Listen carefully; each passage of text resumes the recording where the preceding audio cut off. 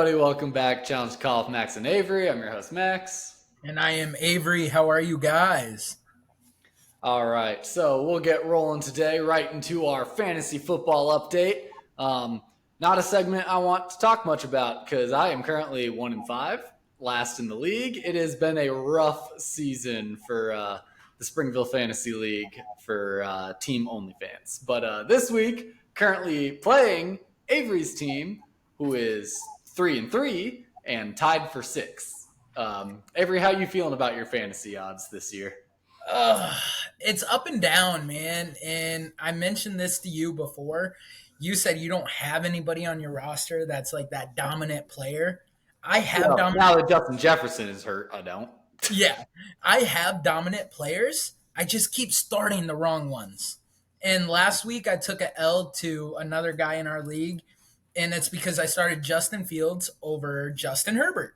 And because Justin Herbert was coming back from an injury, I had no clue Justin Fields was going to get hurt, for that to be more later. But yeah, right now I'm feeling pretty good this week against you, thanks to Alvin Kamara tonight. But we'll get into that later. But at least you have the players that are scoring points. Like True. like your decision to throw them in or not, at least you can hopefully look at I just got to find the right lineup, keep that lineup in, trust it, and you should have a decent enough season. My issue is I barely get players that score in the double digits. Like, I don't have a single player that hardly touches the double digits. And so, like, it doesn't matter who I start, my team just sucks. For sure. But yeah, no, there's a couple of teams, like I've already beaten one guy that's 4-2. Another guy's 4-2, and he's not that good. And then the guy I traded for Justin Herbert and Alvin Kamara, he's 4-2, but he's played a lot of easy games and won like 94-87. And it's just frustrating that he's 4-2 right now. But for that, that's more to be continued. Hopefully, I can squeak out a playoff spot. And when you get to the playoffs, who knows? Hopefully, I can squeak out a second win on the season. But if not, hey, number one pick, here we come. There you go. But moving on, we will do a new segment that we're kind of going to be introducing here. We've got a little bit of sports news going on. This is just going to be a more general segment where we talk some of the major headlines going on in sports right now. First, we will start off with the NLC and the ALC championship games. Avery, why don't you take it away with some baseball? Yeah, man. So the Phillies right now are leading the Diamondbacks, and they're winning the series 2-1. The Phillies are hot. The Phillies are a damn good team, and they're just balling out right now. Like the bats are going, the pitching's phenomenal, and I think the Philadelphia Phillies are going to the World Series if they can close out with the Diamondbacks. Meanwhile, in the American League, the Rangers, the Texas Bowl, that's what I like to call it, the Texas Rangers versus the Houston Astros. Right now, the Texas Rangers are winning the series 2-1. So I haven't been following that one as much because I've been trying to get into the NL with the Phillies and the Diamondbacks. But both series seem like they've been pretty evenly matched so far, but the Phillies, they are hot, and I think they're going to win the World Series this year. All right. It's looking like the Phillies and the Rangers, they each have to win one more game to win their series, right? Yep. 3-1 would win it. So, yep, looks like we're arguably going to have Phillies versus Rangers in the World Series. And, yep, I still won't watch because I don't watch baseball. But something I did watch the other day, I turned on a little bit of hockey as hockey season has started up. It was a Tuesday night. There was no football on, so I was like, screw it. Colorado Avalanche are playing. I'm going to watch a little hockey.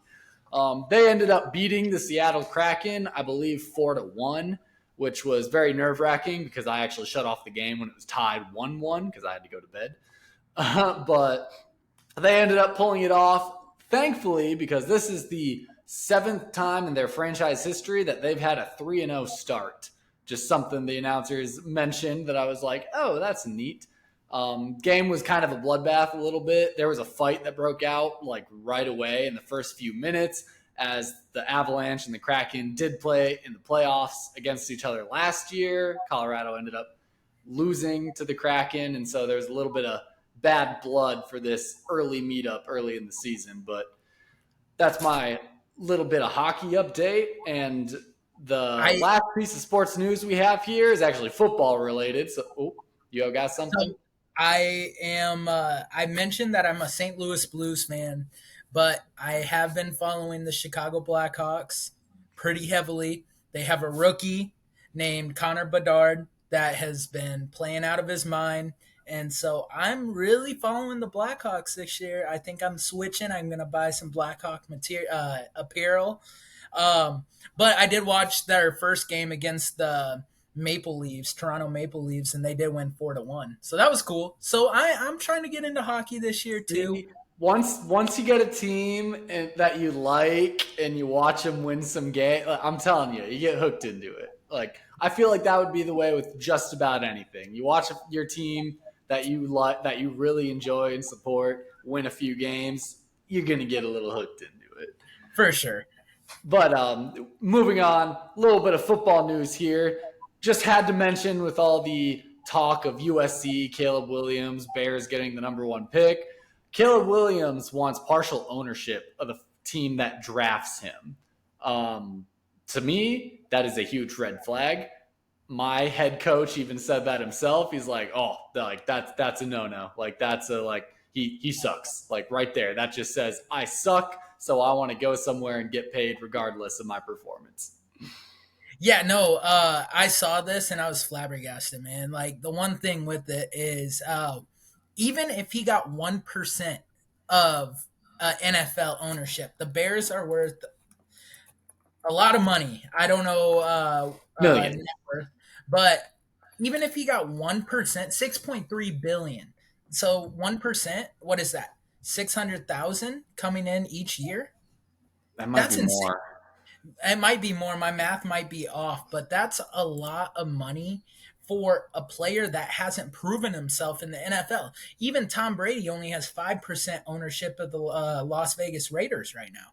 So, like, when you look at a player that's like won multiple Super Bowls and has done this, and Tom Brady, and he only has 5% of an NFL franchise, and you're supposed to be this prominent NFL prospect coming in, and you want ownership of that organization, yeah, it is a big red flag. And to be honest, he's not worth it. I don't think he would be worth the headache. No. That is the number one thing that I've been saying. That is the one thing I've been harping on this entire time. I do not like Caleb Williams. And it's this type of crap that is the exact reason why. He's arrogant. He's one of those guys who just thinks he's all that, thinks he's entitled to things because he's talented, whatever. Like, I do not like the guy. I do not want him in Chicago. If the Bears draft him, that will be my final straw in Chicago. I agree, man. Yeah, I don't think he's worth the number 1 pick. If we do have the number 1 pick, or the Panthers have the number 1 pick, which means we would have it, I think we trade out of that spot right away. Because I don't know if you saw what Lance Briggs posted. A great Chicago Bear. He posted, he's like, why draft Caleb Williams when you have a Caleb Williams on your roster and Justin Fields? Exactly. And not even, he's meaning a Caleb Williams in regards to football skill and talent, not the fucking attitude and arrogance and other bullshit that comes with the personality. Exactly.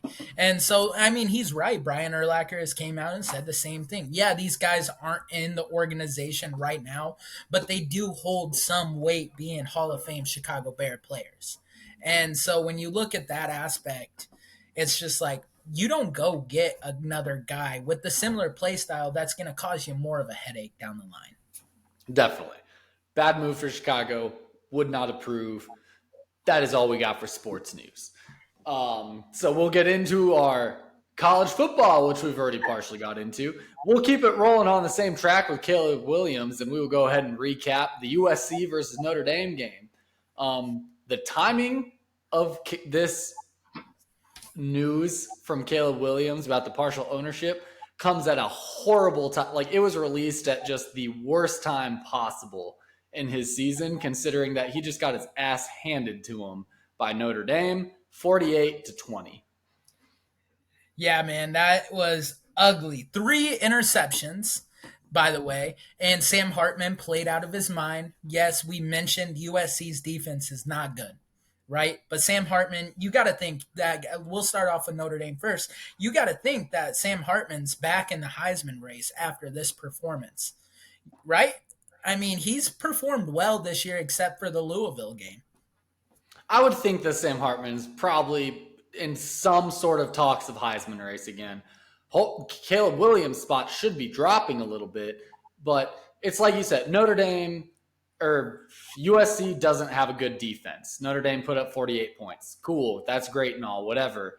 The bigger story to me is USC putting up 20 points because that's how USC wins their games. That's how were ranked number 10 despite having no defense, is they just put up buku points. And so for Notre Dame to hold them to 20, which still is a decent-ish amount of points in like a college football world, like 20 points, like that, like there's a lot of games that end with less than that. Speaking of Iowa. but that's the thing. Notre Dame, just a good college football defense, holding Caleb Williams to 20 points, like just going back to the whole number 1 pick NFL talk. No, I don't like it. No, I agree. And a part of me wants to say, do you think Caleb Williams knows what team has the top 2 picks right now? And he went out and did that on purpose. He did throw 3 interceptions to tank his draft stock. He's saying all this stuff to tank his draft stock. If he did, he is a bigger idiot than I thought. Like, no one is tanking their draft. No person goes out and tanks their draft stock. I don't care who they think is going to pick them if they want to go to a team. Like, I guarantee, like that is not a thought. And if it is, they are a huge idiot. For sure. Well, and I want to mention the head coaches too.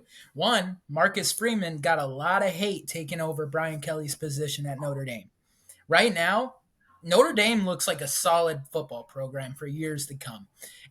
Lincoln Riley jumped ship from Oklahoma to USC to coach Caleb Williams, and he's struggling to produce some type of defense. Like I said in the past, this defense looks like a Mountain West defense. This defense does not look like it belongs in a Power 5 conference, and it's showing. It is really showing, and that's why USC is struggling. When USC can't put up 31 points a game, they don't win. And when you play more superior teams like they have been, I'm scared to see USC play Washington, play Oregon, because they're going to get shit stomped. Yes, that definitely. Notre Dame is a solid team. They're ranked number 15 right now. They've bounced up and down a little bit in the rankings, but ultimately they've been ranked all season long. They're doing just fine. USC has been slipping more and more and more. This is their first official loss that really took them down. They moved down from number 10 to number 18. So yeah, I want to see Oregon absolutely go out and murder USC right now, because I do like Bo Nix, and I really think Bo Nix should be like Heisman winner. I like Bo Nix as a Heisman winner, because of course I like Shador, but I if it's between those two, I don't know. I think Bo Nix might be on the better overall team if you want to go from that regard. I agree. You can't forget about my boy Michael Penix. I mean, I like to forget about. I haven't seen him play yet, still, so I just like the viewership isn't there for me. For sure, you'll see him at some point.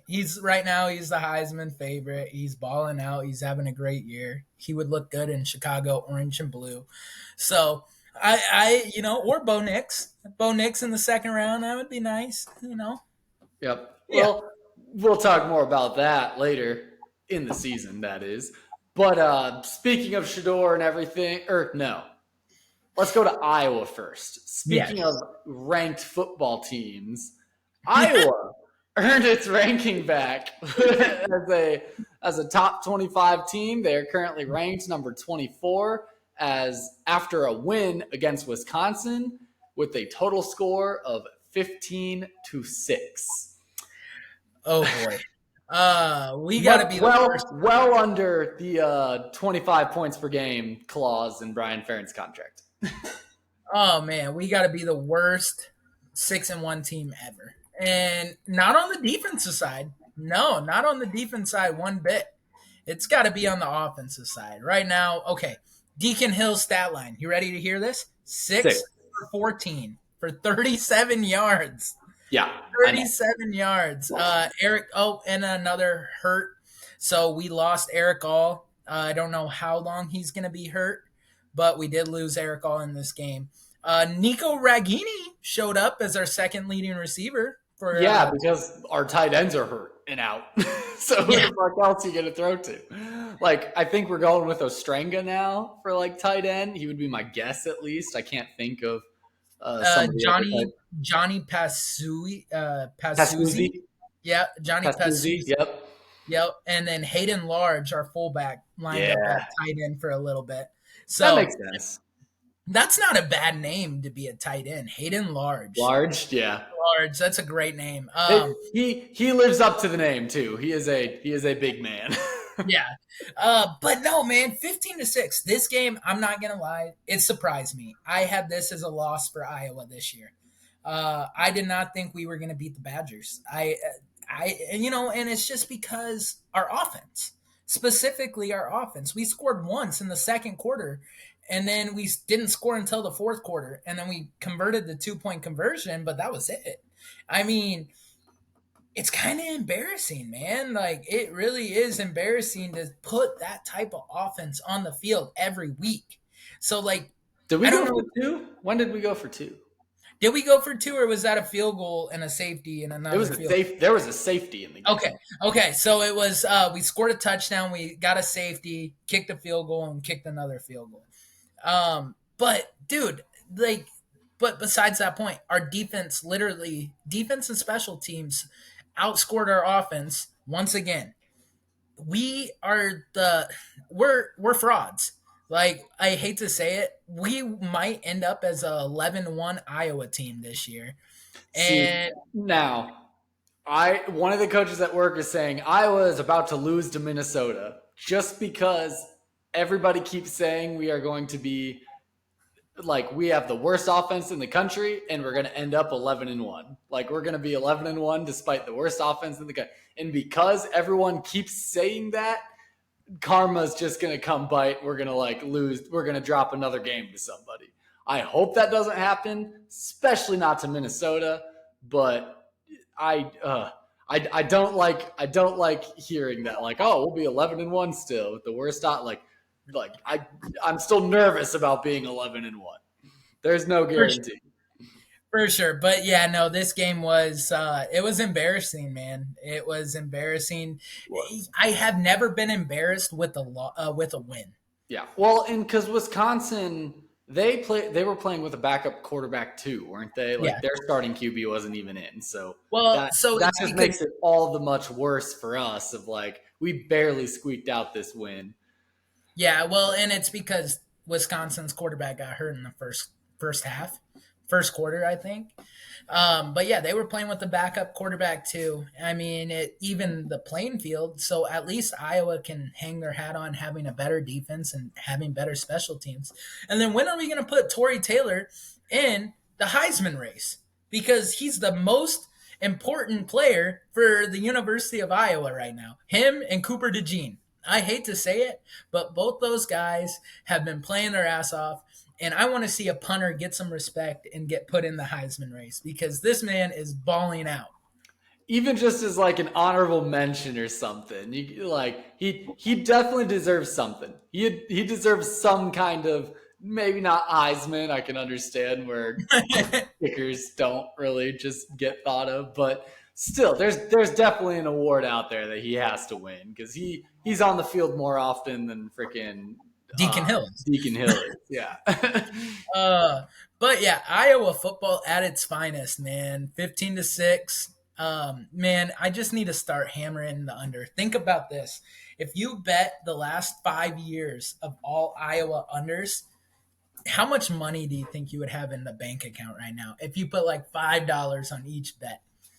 Oh, a Past shit five. ton of money. Past five. Do you actually have a number, or are you just saying a bet? No, I'm just hypothetical. Hypothetical. You'd Well, probably. you could be dead wrong then, and we could fucking go look at the books and find out. Well, yeah, I guess that's going to be my homework for this week. I'm going to come back with a number for our podcast next week, and I will tell you how much money you would have won in the last 5 years for unders for Iowa. I hope you can find the over under for all those games. Okay. Yeah, maybe the last 2 years. I'll do the last two. There we go. That's probably doable. Do as far back as possible. Once you start losing them, just be like, all right, that's far enough. For But sure. last game I want to recap here: Colorado Stanford. Super disappointing loss by Colorado. This was yet another game that I watched up until like halfway through the third quarter, and then I had to go to bed because this was actually played Friday night. I didn't realize that initially. I thought it was a Saturday night game. I was so excited. I was going to sit down, watch, whatever. It ended up being a Friday night game, and so I actually had to get up early in the morning because we were on the road for our away game. And so I went to bed halfway through the third quarter. The score at the time that I went to bed was Colorado 29, Stanford 0. When I woke up and I checked the score, I thought I was seeing like last year's score or some shit. I was like, wait, what year did this game happen? I want the one that was on last night. What happened to that game? How the fuck you give up 46 points in like a quarter and a half? I hate to say this. It comes back to coaching. We have given Dion his flowers. Like, he is a good coach, but closing out a game, and we've mentioned this with our own coach, Matt Eberflus, it comes back to coaching. The players gave up on that game. Stanford started to get momentum. I didn't watch this game at all, but I did watch the highlights of this game. And it looked like, just like after Stanford scored their first touchdown, they were just on a rampage, man. They were going. And that's just kind of what happens with that. I hate to say it, but I mean, 46-43, that's the most points given up in a quarter in the last 25 years in college football. I think you're onto something there. I think the team it's a arguably young team in a terms of coming together, and they don't have a team culture and all that stuff. And I think the biggest part that plays into all of that is we know that the team has a bunch of playmakers, right? We know there's all these egos and personality. There's a lot of big personalities and egos on this team, as you get with those kind of guys. And I think a part of that also has to do with, like you said, kind of shutting down, like one score and they all start shutting down. Like that's not how you build. That's not a winning culture right there. That is not like that is getting punched in the mouth and responding by staying laying down.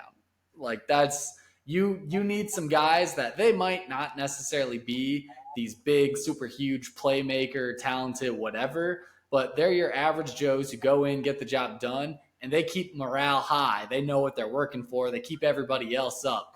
Because we have some of those in our team too, that just like they might be a big playmaker for us, but at the same time, it's attitude. It's attitude, it's personality. It's you need some guys on the team who don't necessarily make the big plays, but are also key in those kind of big moments. Like, hey, guys, it's one fucking score. We're up 29 points. How about we just keep fucking playing? For sure. And I think you need to keep that momentum. Like you mentioned, you need that type of guy that's going to keep an even head. Like, just keep a clear head. Okay, erase it. We'll get them the next possession on defense. But that just didn't happen for Colorado. And when your quarterback, Shedeur Sanders, he played a great game. I mean, 400 yards and 5 TDs. He did have one interception. That was, I think it was a pick six. That doesn't help. But one player also that had a good game in the first half was Travis Hunter. And then coming out of the halftime, they shut him down. They shut Travis Hunter down, and I think that's a key reason why they keyed in on Travis Hunter. And one on defense, he got mossed by one of the receivers for Stanford. So one of my questions is playing both ways starting to hurt Travis Hunter's play when And it that's gets into the game? That's exactly what I was just going to say is I think definitely that is partially due to the fact of just, yeah, when you're playing both ways like that, you're hardly coming off the field. Like you get gassed. We have guys on our defense that are gassed just because they're playing defense and they're on a couple special teams. Like they're on the defense and they're on punt and they get gassed just from having to do that. Yeah, So definitely I think playing both ways is like you got to get if he's going to play both ways, you at least need to have a heavy rotation of other guys going in for him where you get him off the field and you get him breaks. for sure. Also, as far as him getting mossed goes, the one catch that literally was behind his back, that was Yeah, just a good ass fucking play by that it receiver. was. Like, Yeah, there's nothing. No, Deion Sanders ain't stopping that. Like, that is just one hell of a fucking play by that receiver right there. I agree, and I want to bring out one more point in this game. When you have a lead 29-0, right? In the third quarter, you need to rely on the running game. And when you Oh, don't have a easily. consistent running game to close out a game, Shador Sanders was the leading rusher with 37 yards. No other running back, the other running backs, Dylan Edwards had 33 and Anthony Hankerson had 25. Like when you can't get your running backs going, and you can't take that time off the clock and you're still relying on your quarterback to make 2 yard screens, 3 yard slants, in and outs, here it is, you're not going to be successful. You're not going to be successful at that closing out a game. And that's what kept Stanford in the game. And Well, that and comes that back to that's where that O often. line that's where that O line comes in too. Like you talk about getting the running backs going. I don't know if it's the running backs that need to get going. I think it's the O line that needs to give them somewhere to go. Because you say Shador is the leading rusher with 37 yards. All right, were those quarterback keeps? Were those actually rushes or were those scrambles? Because I would bet you more than anything that they're fucking scrambles. For sure. And another thing is Shador Sanders through the last 6 games has been sacked 53 times, the most in college football this year. So that offensive line is doing a very disservice to their quarterback, to their playmakers, to their running backs, and even to the wide receivers because they don't have time.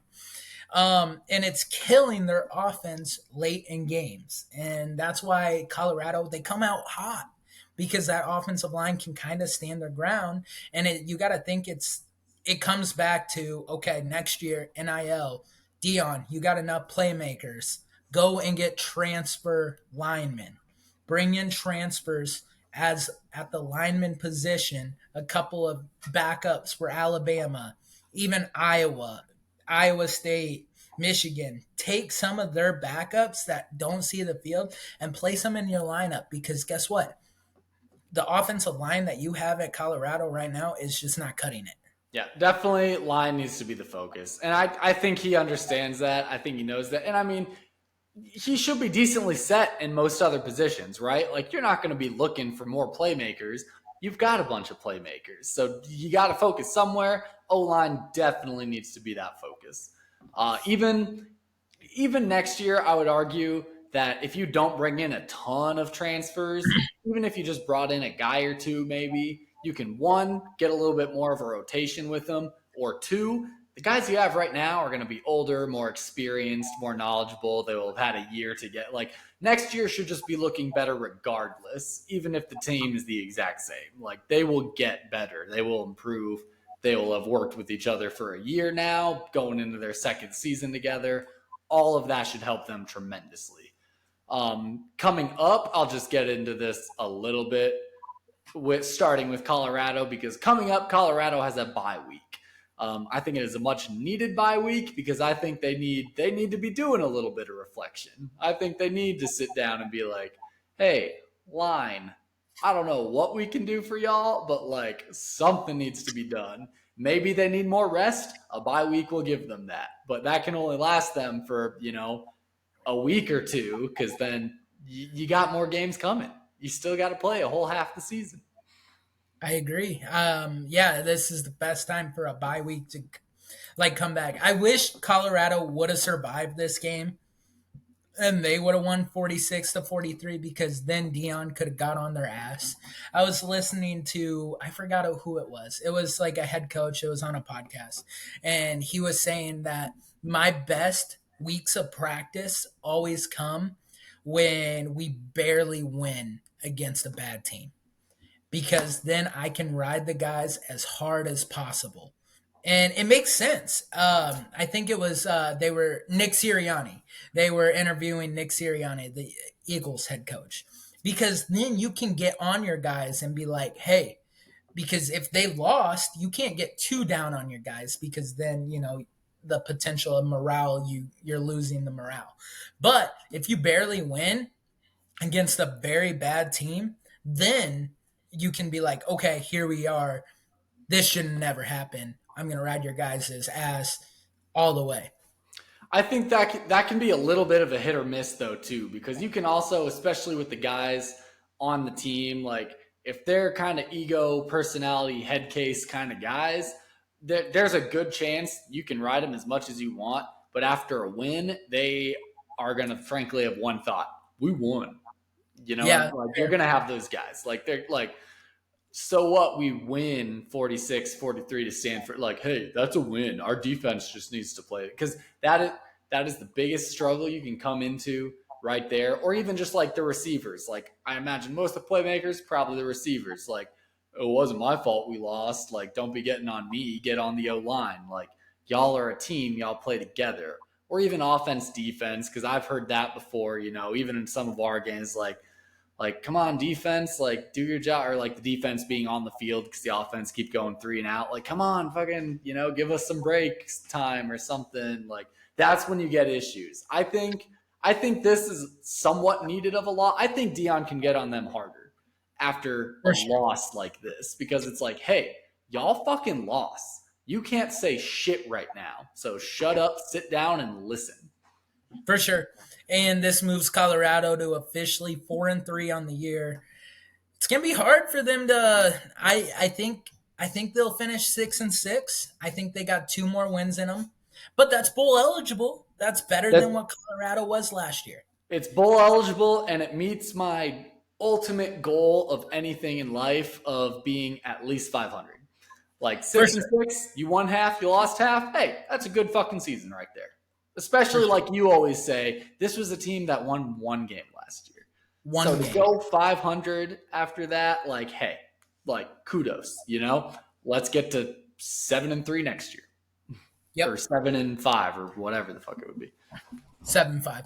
But yeah, no. I was thinking of like D3, like we play 10 games, but but yeah, no, but mad props to Stanford. They came in 1-4 in this game, and they pulled it out, and now they're 2-4.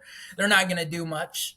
They're just biding time for the Pac-12 to dissolve, and then they're joining the ACC, which still doesn't make sense to me at all. But neither does any of the college football realignments at this point. It's so stupid. It's so stupid. But congrats. That's a conversation for another time. But we will get into some of the upcoming games that we have going on. I know we briefly mentioned it already, but number 24, Iowa, is playing Minnesota. That is going to be happening at 2:30 on Saturday. Unfortunately, I cannot watch because I have a game, and I'll be driving back after. Like, I'll probably catch like a fourth quarter. I'll probably catch like some of the fourth quarter. Hopefully we're up, and hopefully it's not going to make me sad to turn it on. But yeah, for sure. Dude, you ready to hear this over-under? 31.5. That is the lowest in college football this year. And I'm taking the under still. I'm telling you, I'm going to start betting the under on every single Iowa game.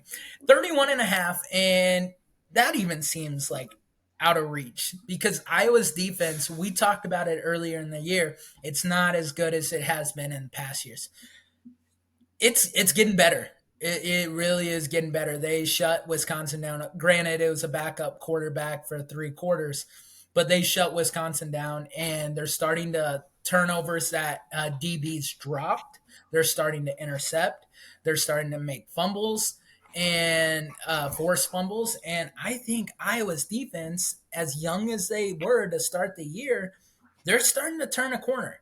And so this is going to be a 6-3 ball game. Iowa wins it. I I'm disappointed that I can't watch this, but at the same time, I'm gonna be completely honest with you. I So don't even boring. know if I want to watch this. Yeah, Okay. our defense is starting to hit better, which is awesome. I'm glad our defense is actually capable because our offense obviously isn't. But especially with Cade being hurt and Eric All and Luke Lachey, I don't know. There's a part of it to me that's just I'm not as invested right now as I feel like I would be under other different circumstances, you know? Like you said, you were almost disappointed after the Wisconsin game. Just even though we won, just because of the offensive performance.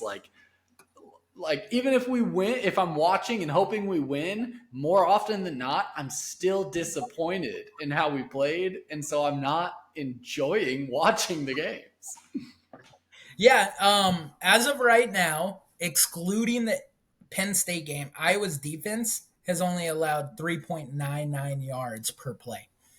That's pretty successful as a college football defense, especially in a major power conference, right? But you're right. When your defense is out on the field 80% of the game and it's punt, punt, punt, field goal, punt, punt, punt, and your defense is making turnovers, making plays on the defensive side and forcing the opposing team to punt, it gets really boring. It's it's not good football. I mean, it's great football if you're in the 1930s. I think Iowa could win a couple of national championships in the 1930s before the forward pass was invented. But this isn't like I said earlier. It's embarrassing to watch Iowa games, but we're 6-1, baby, and that's all I can say. We're 6-1. That's true. When I did not think we were. I thought we would be 8-4 this year, which there's still a chance. Like we could drop, 2 out of the last 4 games, but I don't think we will. I think realistically we go 9-3, maybe 10-2, with a heartbreaking loss here or there to a team like Northwestern or even Nebraska, because I hate to say it, there's some good defenses in the Big Ten. Minnesota is no slouch on defensive side of the ball. Yeah, their record doesn't show that they have a good team, but they also played Michigan and Penn State this year. They played 2 tough teams. We played Penn State and they blew us out 31-0. So we can't forget about the Penn State game. Definitely. Iowa will obviously have a really good record. They're going to make a bowl. They'll go play somebody. What's going to happen in that bowl? I'm terrified to find Or even out. or even if we do make it to the Big Ten championship.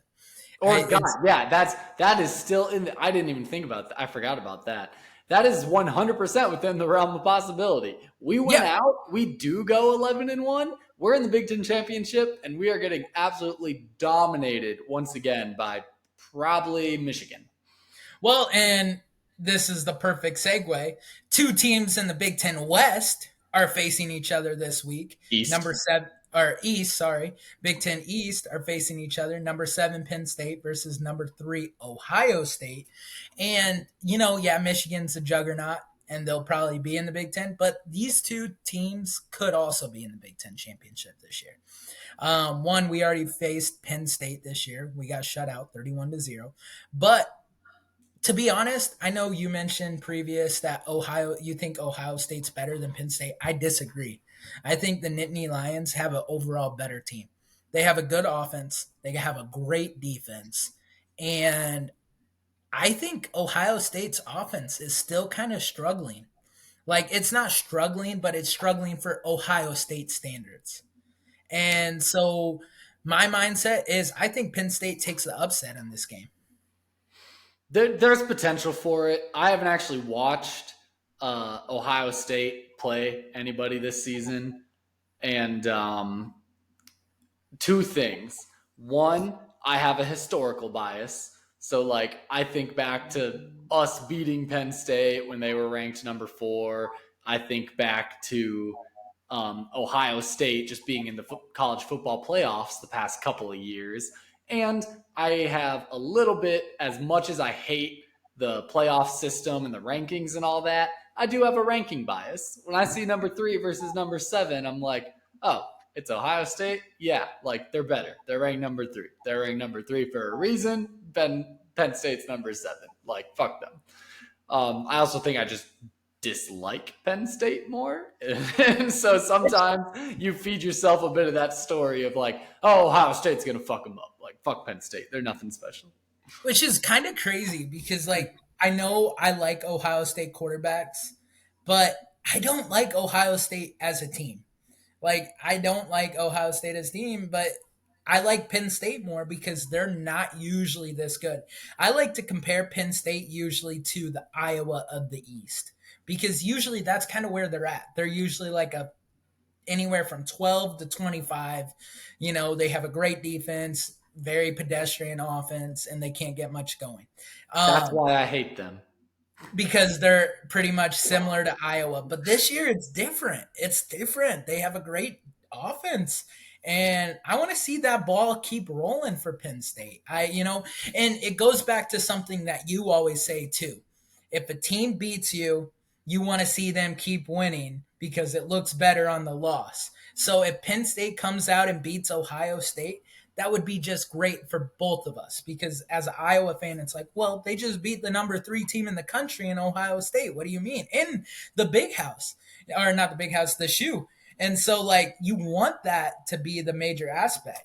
That is true. I do always say that. And theoretically, there's a world where Iowa wins out, wins their bowl game, and Penn State wins the national championship, and we're sitting here saying, "Hey, our only loss was to the national champions."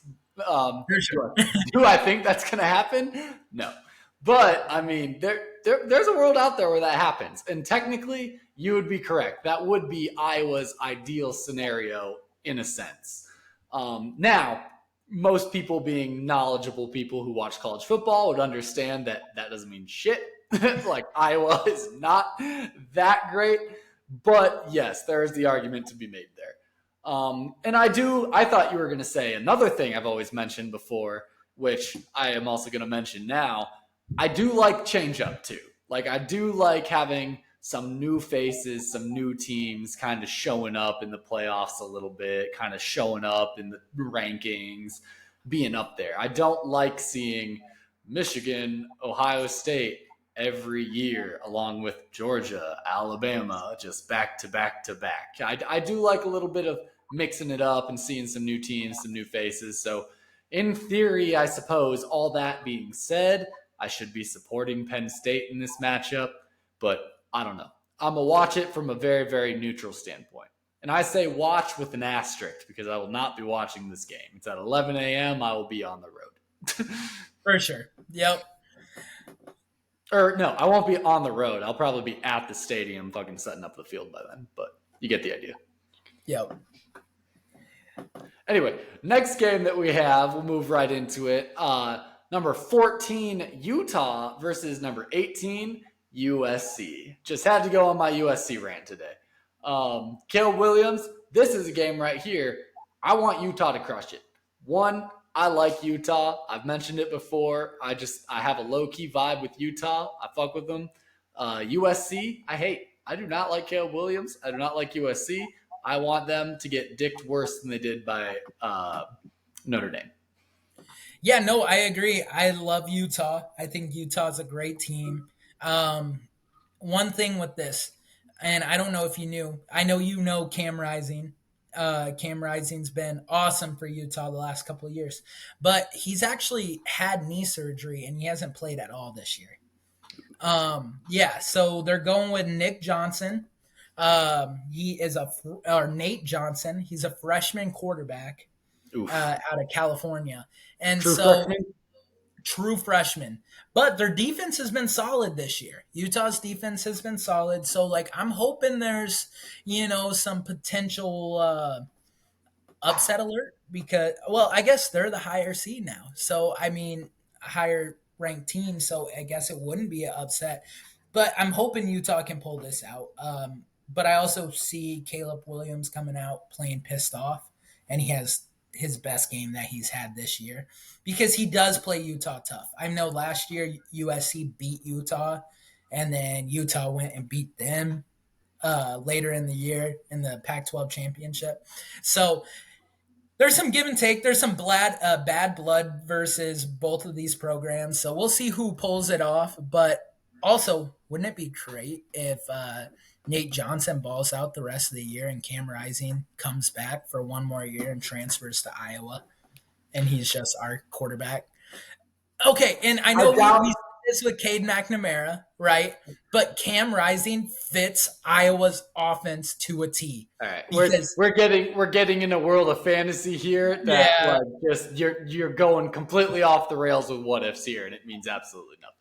all right, But but no, Utah. I would love for what'd you say, Nate Johnson? Is that his name? Nate Johnson. That is a generic ass name. But I fuck with you, Nate. Go fuck up Caleb Williams.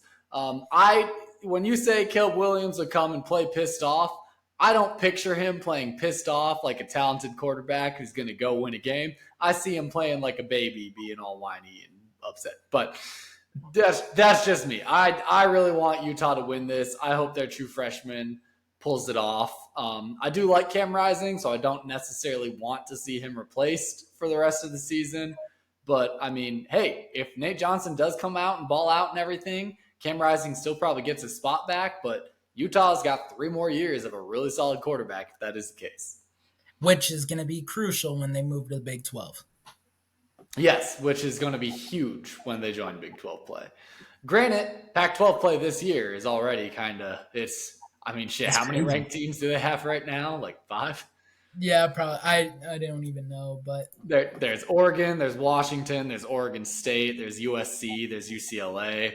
There's more than five then because I'm pretty sure I'm missing one or two in there. But that being said, we will move on into our NFL segment here. We will recap first off the Bears game against the Vikings. Unfortunately, the Vikings won it 19-13. But bigger storyline within this game, Fields got hurt and Bajent had to play for the first time in his career.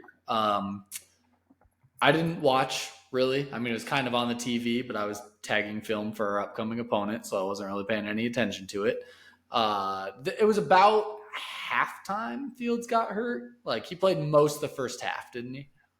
yeah, no, he played all the way up until like 4 minutes left in the first half. So like all the way, pretty much the first half.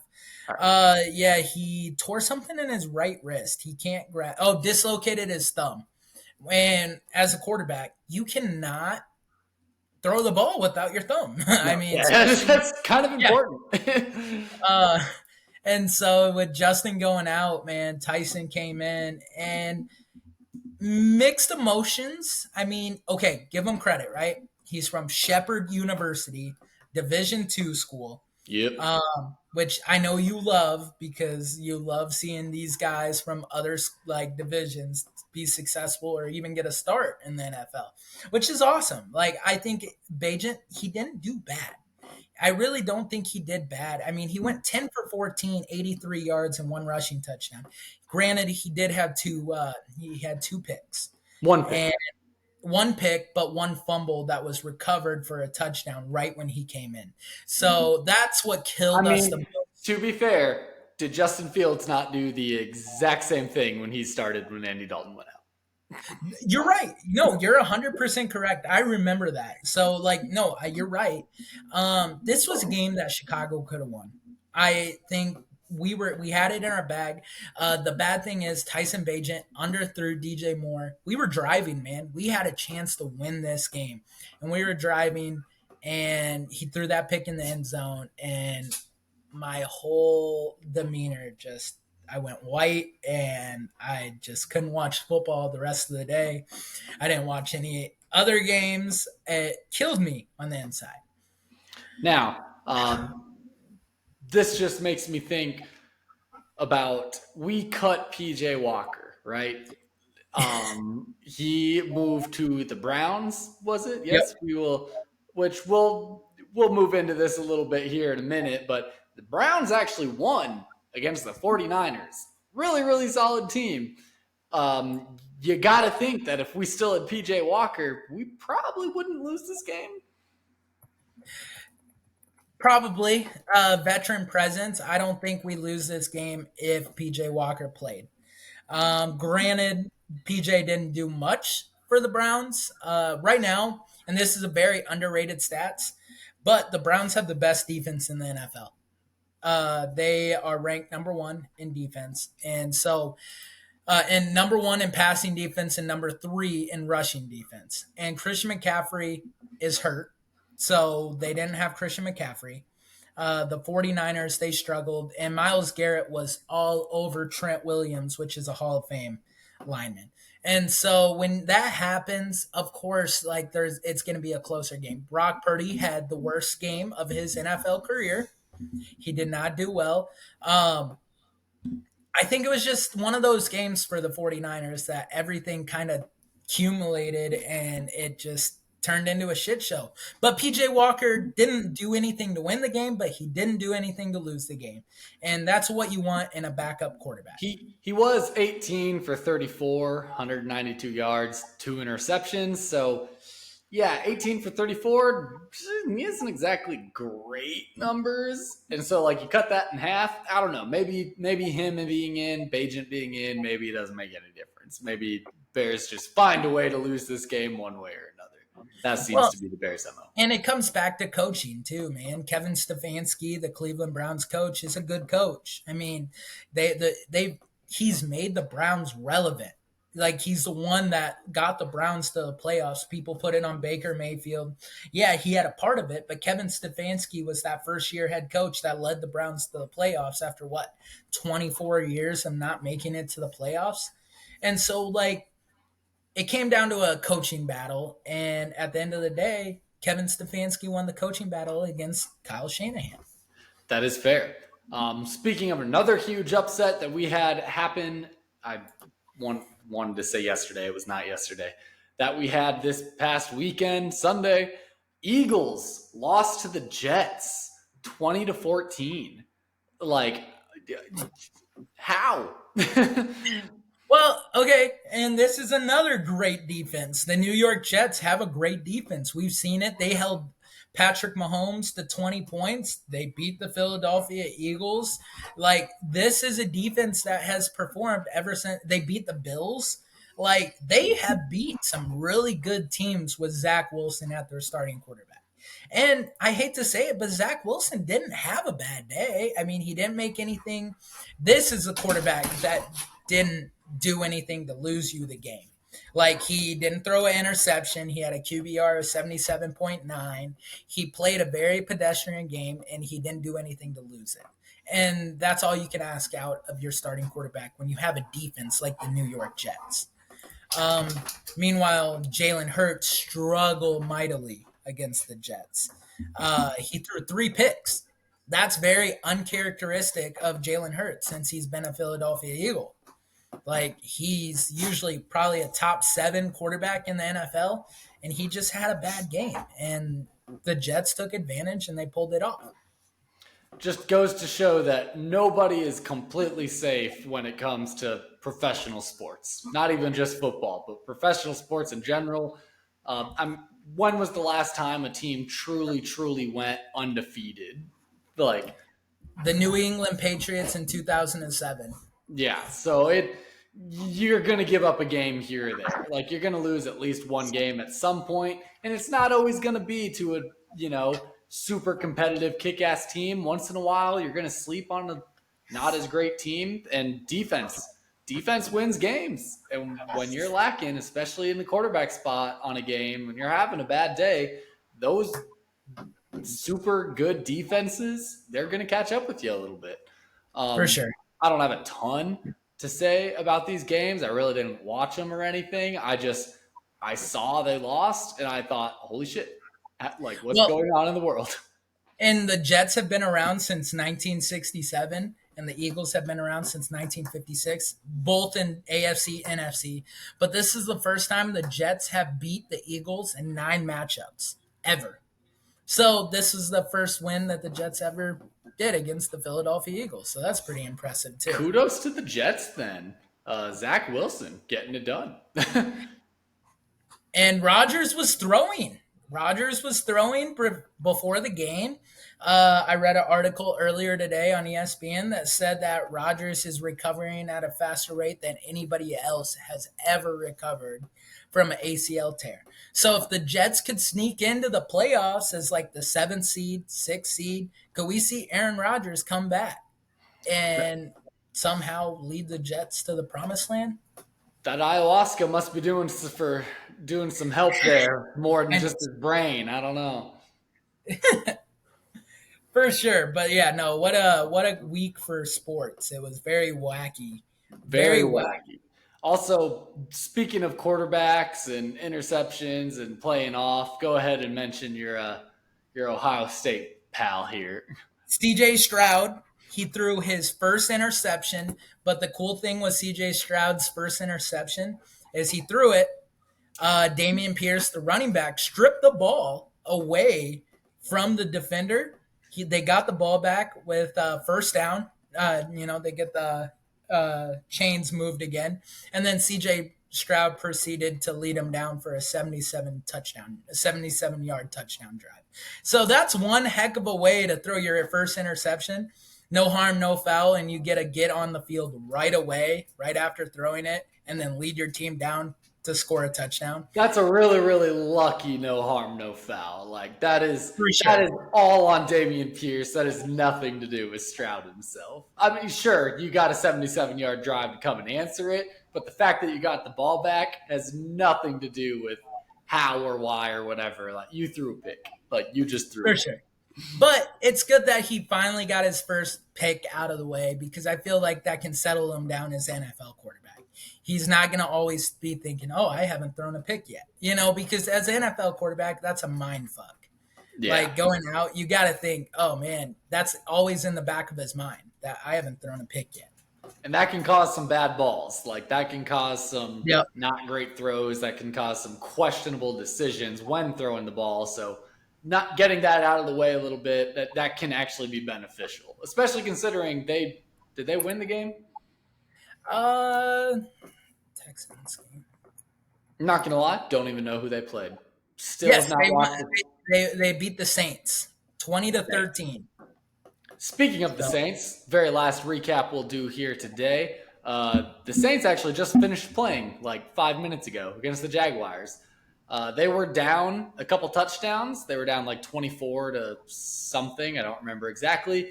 But they actually managed to bring it back, tied it up 24-24 during this podcast. It was a little hard to record.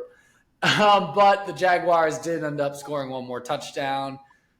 Game came timed out, came to an end. 31-24 Jags over the Saints. Good for Trevor Lawrence. He's playing some good football. Helps to have ETN. What's up? No, Alvin Kamara just balled out for me. 29 points, thank you, from my starting running back. Where did Olave finish? 12.7. I told you, 12 points. I told you he was going to finish with 12 points. Pretty spot on. That's not going to be enough. Nobody else on my roster will get that high. I genuinely had a week that my kicker scored the most points. Who's your Matt Prater? Nice. Maybe it was my other league. That might have been my other league. My other league, I'm 3-3 in though, so I'm not doing too horrible. But had a rough week last week. But anyway, we'll get into some of our upcoming games that we have going on here. Really, only one game we're going to talk mostly about: Bears versus Raiders, happening at noon on Sunday. Raiders will also be rocking a backup quarterback, as will we, because Fields is still going to be out. Bajent will be getting his first NFL start. So, yeah, battle of the backups. What are your thoughts? Yeah, unfortunately, the Raiders have a better back. Well, I don't know. We don't know what Tyson Bajent has, right? We really don't. We really don't. So maybe Tyson Bajent can lead us to a victory. I don't know. The Raiders are a weird team this year. They're 3-3. They've had up and down year. They've gotten blown out by the Saints, but they blew out the Packers. Or yeah, they blew out the Packers. So I don't know. I don't know what the Raiders are as a football team. But Brian Hoyer, he's been in the NFL for years. Like he was the Bears' backup quarterback. He was a longtime Tom Brady backup. Um, and he's just a really good backup quarterback to have. And Tyson Bagent, like I'm excited to see him perform this week. I want to see what we have in this undrafted because believe it or not, this is the first quarterback that Ryan Poles has selected for the Chicago Bears. Justin Fields was never a quarterback Ryan Poles has selected. And I think Tyson Bagent might have something to prove and be like, no, you picked the right guy. I beat out PJ Walker. I beat out Nate Peterman. And I am your guy. The Bears did sign Trace McSorley as a backup. But other than that, yeah, this will be an interesting game. I guarantee the Raiders still win it. But it's just because the Bears suck on defense. Our defense is bad. I don't necessarily want us to get rid of Fields or have there be a huge discrepancy in who should we play. But at the same time, I would love nothing more than to see Bagent come out and just ball. Like the minute he was playing in the preseason, I watched him play a little bit in the preseason. The announcers were talking about him. He's a real game manager. He's got a good attitude. I really, really like the guy, just the sounds of him. I would love nothing more than for him to go in and just ball the fuck out. And to be honest, man, this might be my game where I carry on my fandom for the rest of the year. Because if the Raiders come out and beat Chicago 4-3 and they move to 4-3, they got a real shot at making the playoffs this year. And I hate to say it. I know I'm a diehard Bears fan, but I've also announced on this pod that I've been a Raiders fan too, pretty much my whole life. And so, like, to me, like how bad the Bears are this year, I kind of am cheering for the Raiders. Is that bad for me? I don't know. I've been cheering for the 49ers a little bit just because I like Brock Purdy. I'd say the Broncos, but there's not much to cheer for there either. So like I don't know. I've been out of the NFL a little bit. I've been into college this year. College is where I live right now. And that's not good when your football team's the Iowa Hawkeyes. But I'm just saying. It is also the Colorado Buffs. Fair. All right, yeah. We don't have to talk about this last game. We were gonna mention the Lions 5-1 versus Ravens 4-2. Lions could be debatably the best team in the NFC right now because with the Eagles loss and the 49ers loss. But I think it is very, very early to say that. Like for sure. When it comes down to I know they beat the Chiefs in that week 1 game, but 49ers still would be kicking ass of Lions and the Eagles, in my opinion. Yeah, I agree. They might be the second team in the NFC, though. I think they would have a good matchup with the Eagles right now. But I just want to get your opinion. If Iowa and Colorado played in a bowl game this year, who are you cheering for? Iowa. Okay, thank you. Okay. I didn't know if you fully converted to being a Colorado Buffs fan yet, but I'm glad you're still cheering for Iowa to pull that off. Because that's a very real possibility. I'm not. That is a very real possibility. That would be. I mean, don't get me wrong. That would be a struggle for me. But at the same time, that would be a game that I'd be like, I don't know where it would be played at, but I would really want to go. Or that would be another Bears Broncos, or my girlfriend's family would be watching that game. Like, hey, Colorado's in a bowl. Like, let's see what goes on. And I could not lose that. As an Iowa fan, I can't allow that one to be lost. You know what I mean? I genuinely want to know, like, what do they think of Deion Sanders? Do you know? Have you talked to them? Like, what's their perspective on Deion, and what's their perspective on Colorado this year? I really don't know. I haven't really been over there since the change and stuff. Sure. Obviously, like I've been here all football season. She's come out and visited me once, but it's not like I talked to her family at all while she's here. So I would need – I don't know if I'm going there for Thanksgiving this year or not. She's looking at moving out here. So things are a little different this year. But next time I'm out there, I'm definitely going to probably ask about it and or just like talk about Colorado, and I'm sure it'll come up. But I'll let you know. For sure. To be determined. But other than that, that's all I really got today. Yep, we're about at our hour there, so we'll go ahead and wrap it up here. Please like, subscribe on YouTube, spread the word of the podcast to some of your other friends. Share us, share with your friends. Say, hey, listen to these guys. Yeah, I don't know. I'm rambling now. I got nothing to say. You should just sign us out. All right, all I gotta say is go Hawkeyes and bear down.